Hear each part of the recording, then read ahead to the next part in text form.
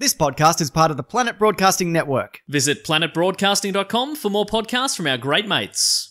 Hello everyone, so today I've asked someone to join me I thought people would be very interested in hearing from. His name is Michael Shanks, also known as Tim Fed, the man behind The Wizard of Oz, Time Trap, and someone whose work you've probably already seen on the internet, even if you weren't aware that you have seen it. If you are in the extended audio edition of this, I highly suggest you also check out the video version, because there are of course clips that highlight the things that we are talking about. That is the beauty of a visual medium. But if you are interested in film and special effects and how to get something off the ground, I think you're really going to enjoy this. Specifically though, we talk a lot about his new short film, Rebooted, which is this incredible story that's a blend of stop motion and live action and motion capture. Also, leave a like, it's important. Don't forget to leave a like, don't forget! Oh, Michael Shanks, by the way. Welcome, thank you. Hey, thanks for having me. Before we get into it, people should also definitely check out that short. I'll link it below. Go and watch that and then come back to this. It's a bit over 10 minutes, that's right? Is that right? That seems right. Yeah, I think it's about 12. Yeah. And look, what else are we doing these days? Exactly. Your channel, though, it's this treasure trove of short films and also insanely complicated jokes in really small packages sometimes. And one of the things that really came to my attention from you a few years ago was the George Lucas version of the Star Wars Force Awakens trailer. Yeah, that was fun. And I know that's something that you did like 5 years ago and probably don't think about. But how did you get that turnaround in such a short amount of time? Because that was a huge video and it was like a day and a half and then it was up? Yeah, it was about that. It was within 48 hours. It was like, so the Force Awakens teaser had come out, and you know, I obviously was excited for it because I'm that guy. Sure. And I was watching it, and then that night I had, not to brag, but I had a date with my girlfriend, and she had driven around to my mum's house where I lived to pick me up because I didn't and still don't drive, and she'd parked out the front, and I was watching the trailer, and it had just come out, and I had this idea of like, oh crap, I should make like a version of it which is like the George Lucas special edition, like covering it with like unnecessary and cheesy special effects that just kind of ruin the whole experience, like George Lucas does. Sure, yeah. So I called Louis, and who was literally out the front. I said, "Hey, I got to stay home and make a sketch," and she was like, "Cool, fine, whatever."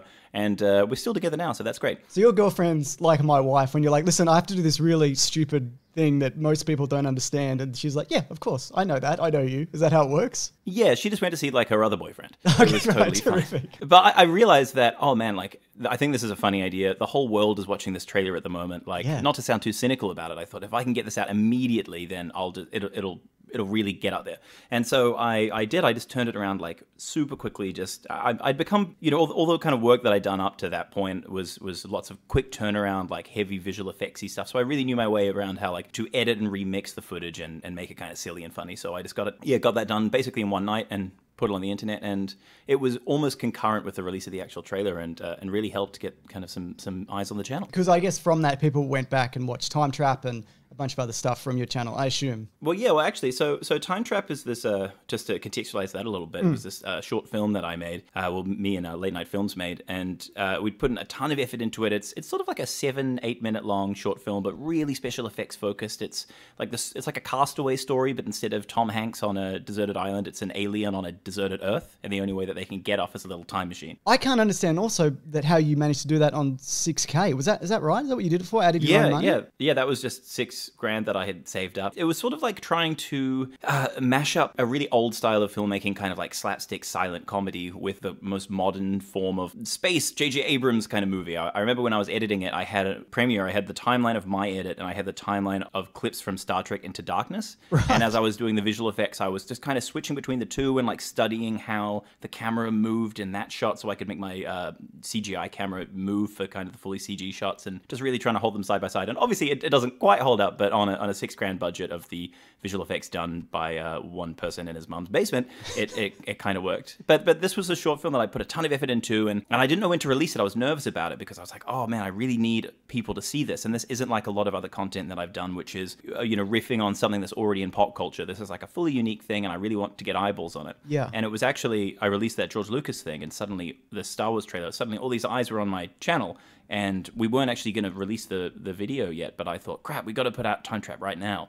And so within, 12 hours, I called all the producers and said, okay, cool, I'm going to put it up. That's all fine. Yeah, great, let's go. So you were just sitting on it. It was ready to go. Yeah, and that absolutely wasn't my intention when I made the Star Wars thing, but it suddenly just seemed like, well, I'm never going to get an opportunity like this. And that actually worked out really well. Like it really got a lot of eyeballs on it. It went up, I think, to the top of videos on Reddit. And actually it was that video going up that got me representation in the States. Within the week, I was getting, calls from all the people people told me that it's what they call in Hollywood, the film went around the town.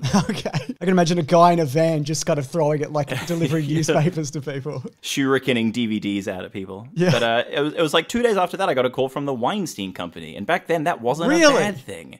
Yeah, it was like, okay, cool. I mean, that's a huge deal, obviously. Yeah, I mean, it's still a huge deal, but that's incredible. It also shows how things have changed since then. Oh, absolutely. And by the way, I don't bring that up to be like, I'm so cool, I got a call from America. But like, working in this industry for a while, like, if I'm ever on like a panel or something, people often ask those questions, like indie filmmakers, like, how do I get rep in the States? And everybody's story is different. But like, that was my example, was putting a short film out, tethering it to something that was sort of a surefire thing to go viral, and sure enough, it did. I wanted to ask you also about making something like that, because you didn't do any kind of formal training at university. You didn't go to film school or special effects school, whatever that's called. No, James, you know so much about me. I know what I'm doing. You do a lot of your own special effects and music and all of those things. Would you say that's the way to go for everybody, or do you think that's something specific to you? It certainly worked for me. I think I'm going to get this quote wrong, but I think it was Jerry Seinfeld was talking about how up-and-coming comedians often asked him, like, how did you get noticed? How did you get discovered? And in the 10 years since he was sort of first discovered, the world had changed in stand-up comedy so much that he might as well have been explaining how to succeed as a juggler or as a plumber, because these worlds are changing so quickly. Like, when I started on YouTube, compared to these days, there weren't that many YouTubers. So whenever I'm kind of like asked to give advice, the time has rendered every part of my experience completely relevant. I remember Kevin Smith saying a similar thing, how when somebody gets in one way, that door kind of shuts because then everybody goes for it. That's it. That probably makes a lot of sense. Yeah. Well, if you're looking at something like what was his first film? Was it More Outside Clerks? It was Clerks. Like, that's like a black and white, just him and his friends kind of making wry comedic dialogue. That's so much more easily achieved these days because of digital cameras and how you can just self-distribute. But in those days, the fact that he got film in the camera and got it finished is kind of a miracle in and of itself. That definitely wouldn't raise as many eyebrows as it did today. So you're saying no film school, basically. That's what you're recommending, or whatever works for you. Would that probably, I don't want to say that because that's probably not what you were saying at all. Well, no. Well, my way in was kind of, it was weird because I was in my final year of high school, year 12, as we call it down here in Melbourne, and I had just taken an interest in looking up how to make my own kind of special effects online, just via tutorials, because I had no dating prospects, and it was approaching the end of the year, and I was going a lot on a video game website called The Escapist Magazine. See the aforementioned comment about no dating prospects, and they had a film competition, and they were like, hey, if you can make a short film as like a pilot for a series, the winner will win a contract making that series for us. And I'd never made a film before, but I was like a theater kid, and I was like, oh, I reckon I could do this. So you'd seen film, you know. Yeah, exactly. I'd watched the Shrek bonus features. Well, actually, no, I'd watched all the Lord of the Rings special features like so many times over. So I was really kind of into that world. Well, I've heard a lot of people say that that's their film school, right? Because I've also watched those, yeah. Not that I'm anywhere near the level that you are, but they're so insightful. Yeah, amazing. And just like inspiring, even if like for what they teach you is one thing, but what they inspire you to want to learn is totally something else. Effects like that also, results like that even, they're very achievable now as well with what people can just do at home. Yeah, amazing. And the Lord of the Rings, I grew up in New Zealand, and it was just such a big thing when that was being produced. I was like the right age for that, where it was like the news every night would be like, coming up, we've got the weather, the sport, and then what's happening with Lord of the Rings. Right, okay.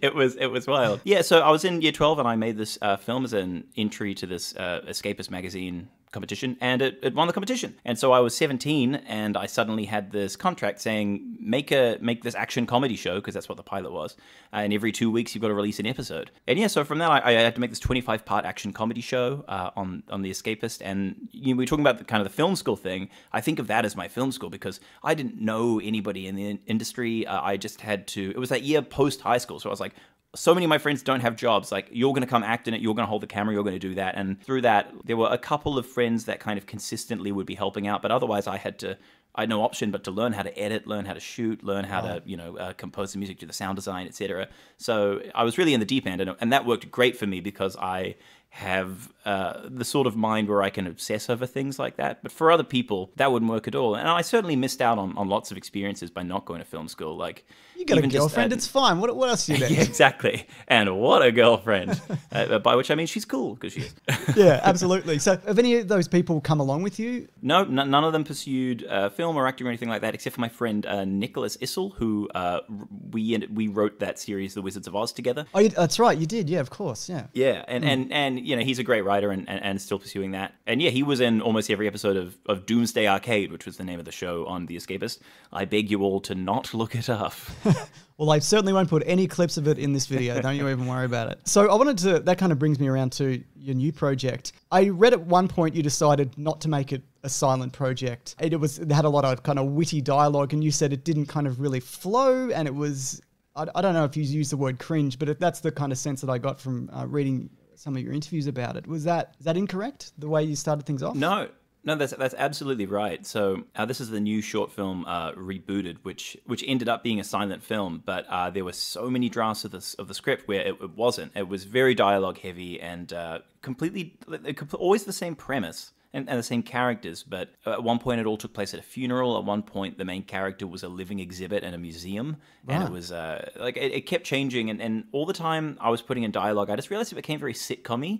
I was like writing jokes. Therefore, it really became verbose, and I wanted something to be kind of concise and to the point. And instead, I was constantly having to write in setups for punchlines, etc., etc. It was odd because a lot of the work that I've done online, and you can see on the YouTube channel Tim Fed, actually has no dialogue in it. And one of the great things about that is it allows it to kind of travel, and that people from all over the world can actually watch that content and relate to it without needing subtitles or replace dialogue, etc. Yeah. Everyone understands a man, playing tennis with a tank. You know what I mean? That's universal. Yeah, exactly. Well, hopefully. But there wasn't really a reason I was avoiding dialogue in the past other than I just love visual storytelling, and that's very much kind of my directorial style. I was always trying to ape kind of Pixar films and Edgar Wright films and silent films, that sort of thing. Right. And I don't know why it actually took my friend Laura, who's a playwright, to be reading. She was reading my draft of Rebooted and just kind of said, "Why isn't this silent? Your work's like always silent." And it kind of opened this world up to me, and I stripped all the dialogue out, and I think it was the best creative decision I made on this project because, or rather Laura made by suggesting it. It really endears you to the character. It makes you, I think, much more empathetic to this sort of world, and there was no need to have these kind of creatures speak. I love the challenge of working without dialogue. What was it, something like you had 16 kind of faces you could put on the skeleton? Is that the idea? And you got so much emotion out of that. Yeah, well, that's really on the animator Samuel Lewis, who gave him so much emotion with, as you said, 13 facial expressions. All we could change were his eyebrows, and he had 13 different sets of eyebrows. Yeah, he really came to life. Sam was incredible. And because this is such a special effects heavy project, that must have been really challenging, because I know The Wizards of Oz starts off in this huge epic kind of medieval fantasy setting, and then you shift things to Melbourne, and I understand that was somewhat budget related also, because you can kind of tone things down a little bit at points. But this is all, he's in almost every shot, right, with this new one? Yeah, basically every single shot. Yeah, it was a huge project to pull together, and massive kudos to my producers at Late Night Films for making it all work from a budgetary point of view. But I mean, like everything I've ever done has always been really special effects heavy. Partially that's because I just love genre stuff, and partially stupidly it's because I love doing special effects. Like I love just like kind of sitting at my computer and sort of I kind of think of doing like comps as sort of like playing a puzzle video game. It's really stupid, but you have a set of tools and you know where you need to end up, and it's like, how do I use these tools to get to that destination? It's like a super nerdy Portal level. Well, to give the kind of synopsis of it, the quick pitch. Yeah, it's So I probably should have done all of this up top. Oh, no stress. Well, now I'm going to PR mode and I can go. Rebooted tells the story of Phil, a stop-motion animated skeleton from Hollywood's golden era who can no longer find work in modern Hollywood due to being an out-of-date visual effect. Was that off the top of your head then? That was, but I've done that a lot. Incredible.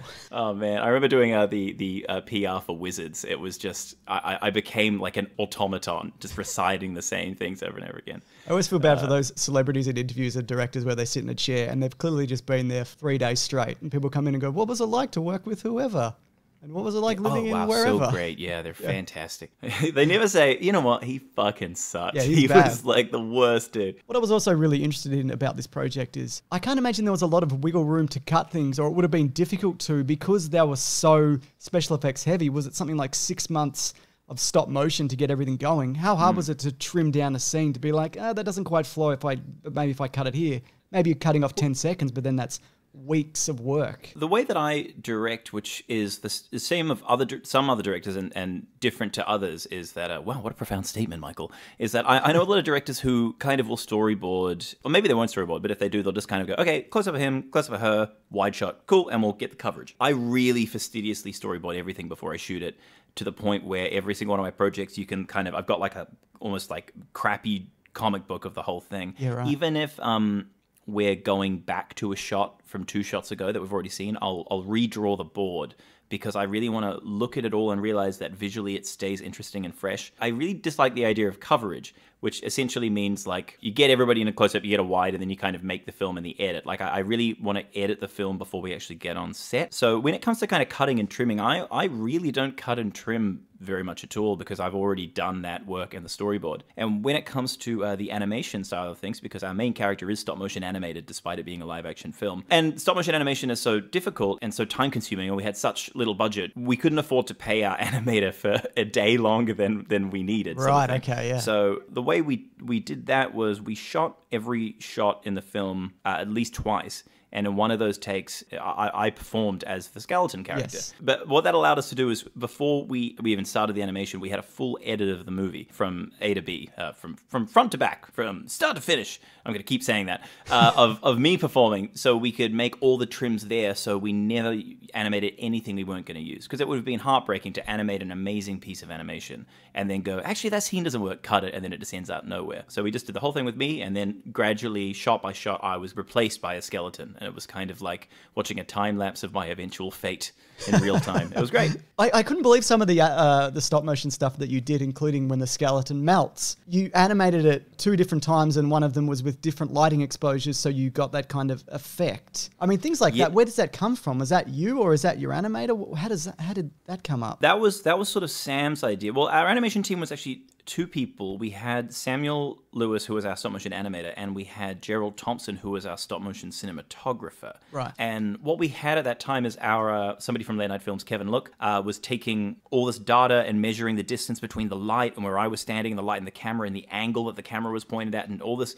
technical data and all these photos. So then when we came to animation, our stop motion cinematographer, Gerald Thompson, would rebuild basically the lighting setups, but in miniature. So if we had a light here, here, and here up in our big shoot, he'd put lights here, here, and here on our kind of teeny tiny little shoot. I saw that spreadsheet where that was all mapped out on, and that's an incredibly laborious process, I'd imagine. Oh, but yeah. The result, I mean, it just looks in camera. I mean, I think if you didn't know, you'd just assume that it was just a very good-looking CGI skeleton. Yeah, and that's so great to hear. Like, thank you. Like, and I can't take any credit for it. Like, it's all Gerald and Sam. They did an astonishing job. And well, going back to that skeleton, the melting shot. Yeah, we have a scene where Phil melts, and so the silicon of his puppet melts off his metal armature frame.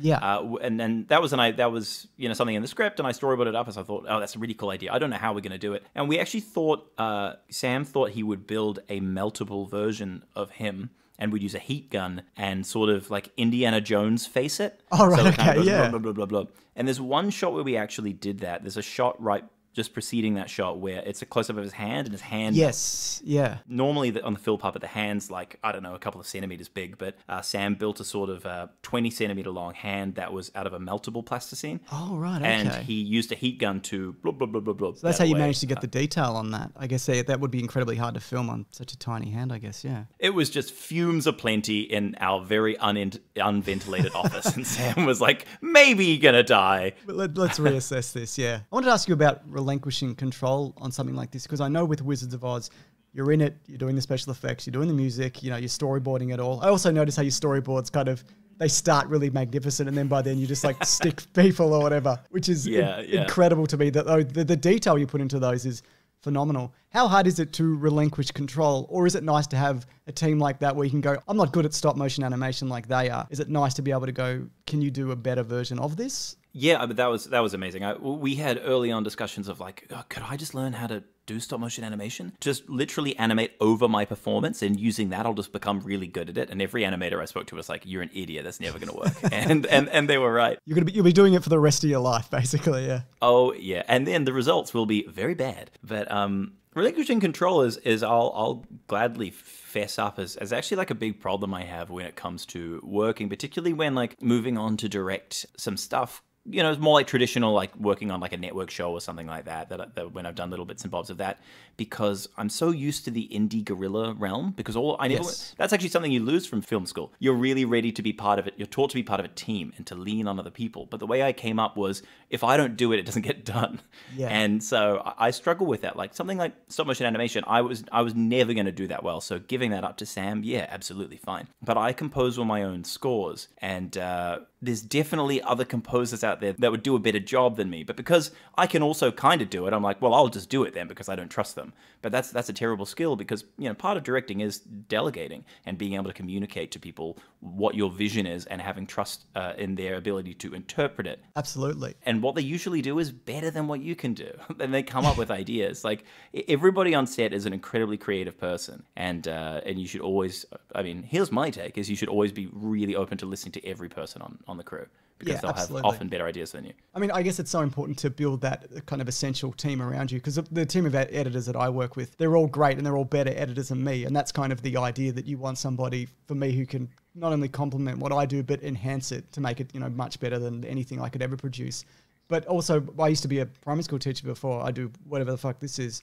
And I also found working in teams, when you're working with people who you think, I could probably do a better job of this, or at least a job, you feel yourself kind of taking it on to kind of lessen the burden of other people as well, which is probably not a good idea, I'd imagine. Well, yeah, and also, like, when you really enjoy doing every aspect of it, then it's just like, oh, you're taking my fun away. I love composing. Yeah. Why do you get to do that? That's no fun.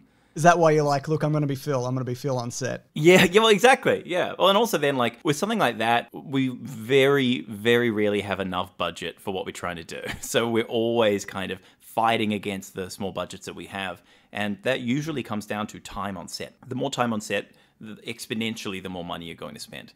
And the idea of just having to communicate what I want to do to an actor whose performance is only going to be covered by an animation is just like, well, that's just going to slow us down. So I'll just do it, and then I don't need to check, you know, then as an actor, I don't need to check with the director if they're happy. And as a director, I don't need to mold the actor's performance to where I'm happy, because I can just be unhappy with my performance and live with that because it's my fault.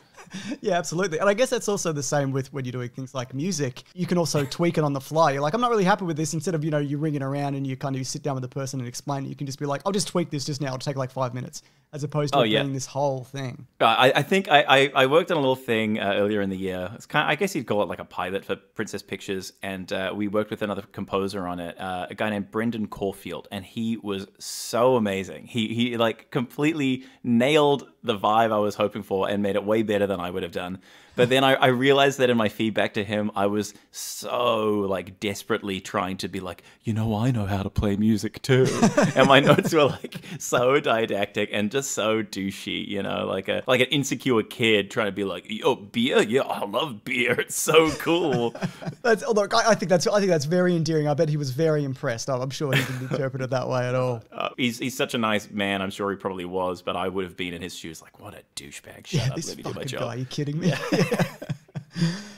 Just to kind of wrap things up, I wanted to ask you a bit about funding, because you've mentioned that a lot of these projects are relatively low budget, starting with Time Trap, obviously, but then going through Screen Australia, you're afforded a bit more of a budget, which you can kind of expand things out a little. How do you go about kind of getting money for these projects in general? In a nutshell, I mean, I've been really fortunate to have a couple of things funded from Screen Australia, but the first thing I got funded from Screen Australia was Wizards of Oz, and the way that actually came about was Screen Australia approached me, which was amazing. I'd released Time Trap and a bunch of stuff online, and Screen Australia actually just kind of got in touch and said, hey, we've seen your work. We think you'd be a good candidate to get some sort of web series funding if you want to come in and talk. And I came in and talked with them, and they said, do you have any ideas? And I sort of had this wizard show, this kind of wizard comedy in mind. And from that, I contacted Nick Issel and said, hey, do you want to write the show together?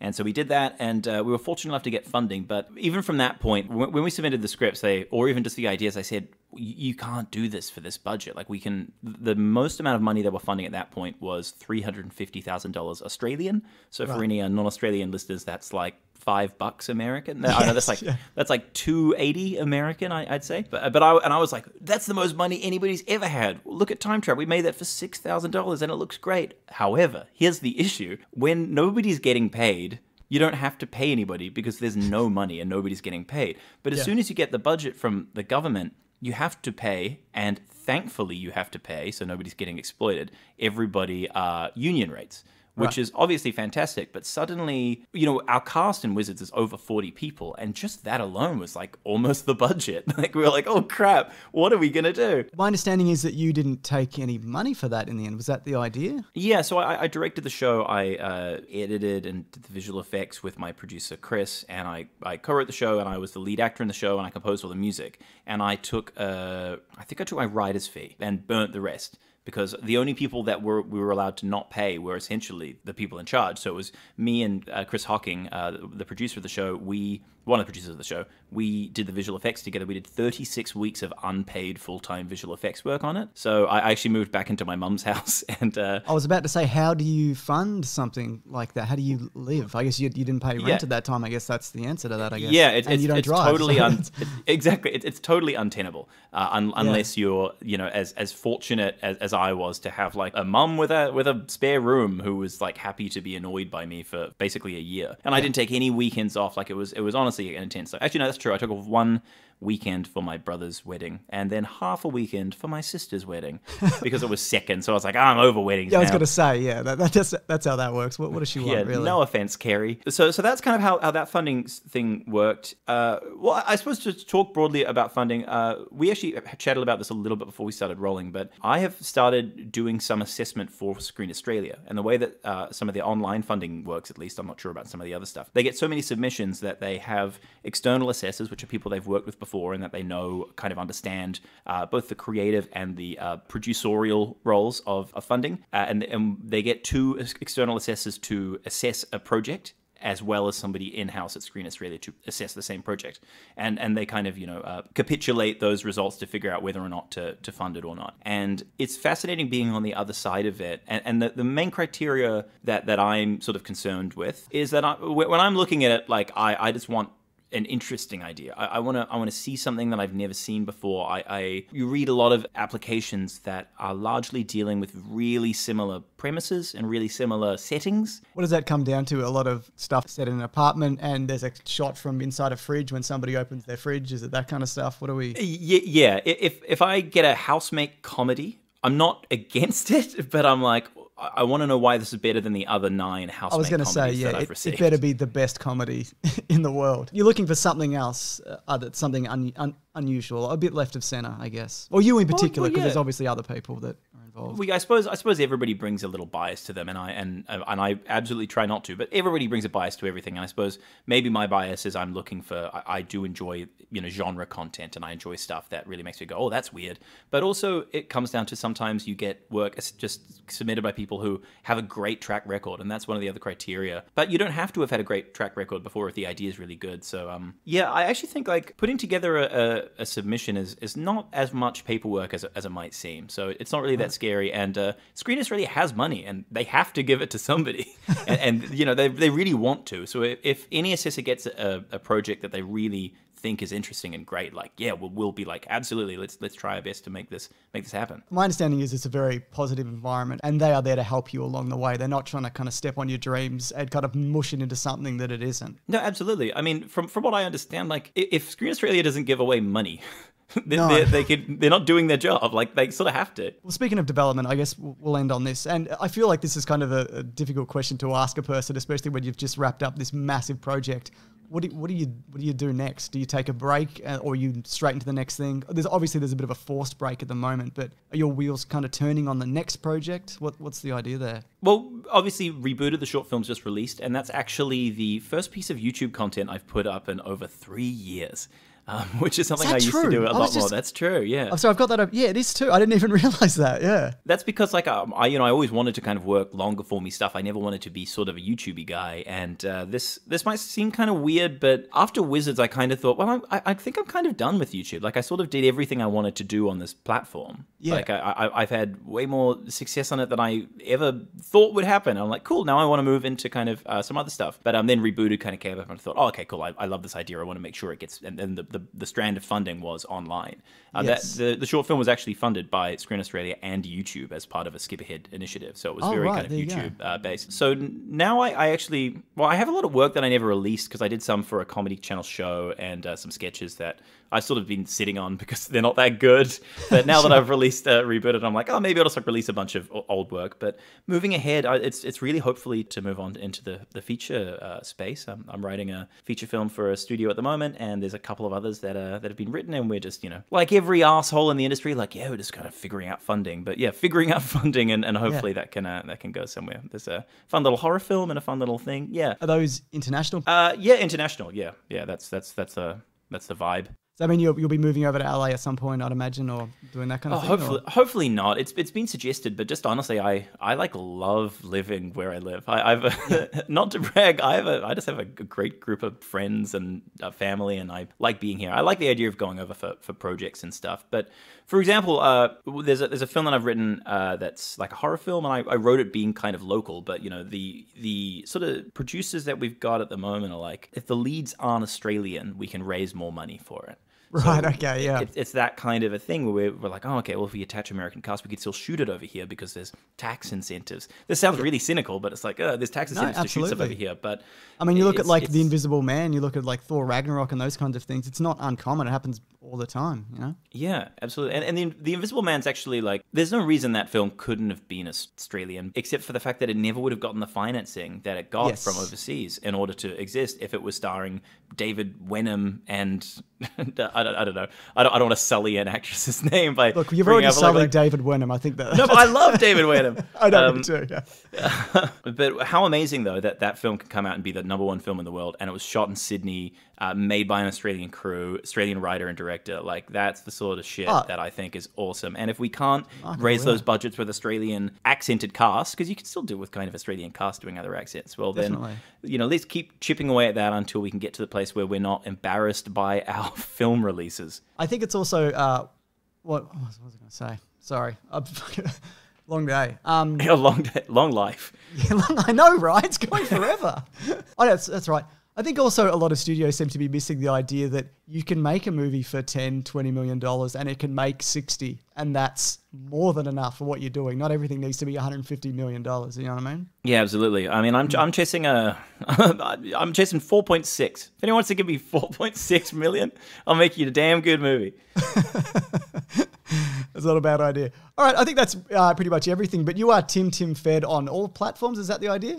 Yes, that's correct. So, look, obviously, people probably would have already checked out the short when I said up top. Definitely go and check it out. But if you haven't, please do. And just go through the YouTube channel because there is a bunch of just hilarious and strange stuff just hiding away in there that I just think people will really, really enjoy. And like you said, it's kind of translates universally. So I think there's anything you click on, I think you're in for a pretty good time, I reckon. Awesome. Well, thanks so much, James, for having me. It's been fun. Anytime. Sorry, that sounded mean. Anytime. No, that's fine. And we've got nothing else to do, right? We Absolutely, could play some online games or something. Yeah, why not? Yeah, okay, let's do it. Oh, Minesweeper, here we go. All right, cheers, mate. All right, thanks, mate. Cheers. Thanks, everyone, for watching and or listening to this. Don't forget there is the video edition, which is linked below. And just stay safe and just be cool. Just be as cool as you can. Just like Michael Shanks. All right, see you later. This podcast is part of the Planet Broadcasting Network. Visit planetbroadcasting.com for more podcasts from our great mates. I mean, if you want. It's up to you.